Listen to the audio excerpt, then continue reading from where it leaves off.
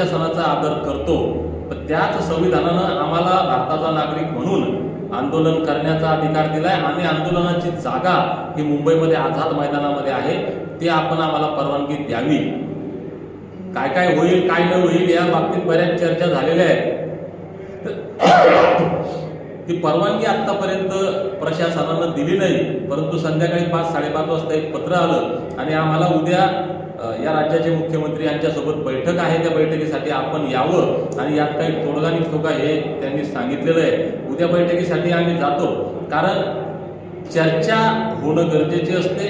कुठलाही प्रश्न आंदोलक असो काही असो, चर्चेअंती तो प्रश्न सुटणार आहे, म्हणून चर्चा होणं गरजेचं आहे. तर उद्या 11 वाजता आम्ही मुख्यमंत्र्यांसोबत बैठकीला जातोय.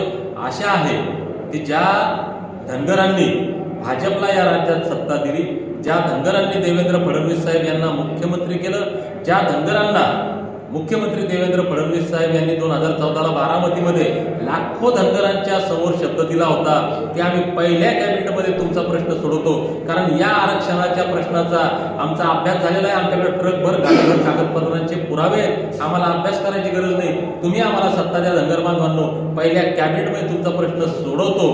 कदाचित आता त्यांना या अभ्यासाचा अवलोकन करून निर्णय घेण्यासाठी 12 वर्ष लागले असतील आणि अपेक्षा करू की उद्या तो निर्णय होईल. त्यांनी जर उद्या पॉझिटिव्ह या बाबतीमध्ये निर्णय झाला तर आमच्या आंदोलनाची दिशा कदाचित बदलली जाईल. परंतु जर सरकारसोबत चर्चा निष्फळ ठरली तर मल्हार मावळे त्यांच्या निर्णयावर ठाम आहेत. शासनानं परवानगी दिली तरी आझाद मैदानामध्ये येणार आणि नाही दिली तर कित्येक पटीनं जास्त संख्येनं मुंबईच्या आझाद मैदानामध्ये येणार म्हणजे येणार.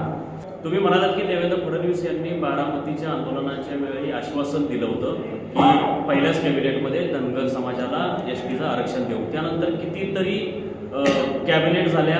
महत्त्वाचं म्हणजे धनगर समाजातील अनेक आंदोलनं झाली, अनेक नेत्यांनी त्यांच्यासोबत देवेंद्र फडणवीसांसोबत बैठका घेतल्या. त्यातले अनेक नेते खासदार झाले, आमदार झाले, परंतु धनगर समाजाला काय आरक्षण मिळालं नाही. नेत्यांचं मात्र भलं झालं. आता तुमची उद्याची जी बैठक आहे त्या बैठकीनंतर सुद्धा म्हणजे तुमच्याही तोंडाला पानं पुसली जातील हे अगदी काळ्या दगडावरची पांढरी रेष आहे. तर म्हणजे ते लाल गाजरं तुम्हाला काहीतरी दाखवतील, कारण जो आतापर्यंतचा अनुभव आहे तर ते काय आरक्षण देतील असं शक्यता दिसत नाही. त्यानंतर ही तुमची भूमिका काय असणार? आपलं म्हणणं अगदी बरोबर आहे आणि जुना अनुभव आहे की हे कायम गाजरं दाखवत आले ते उद्या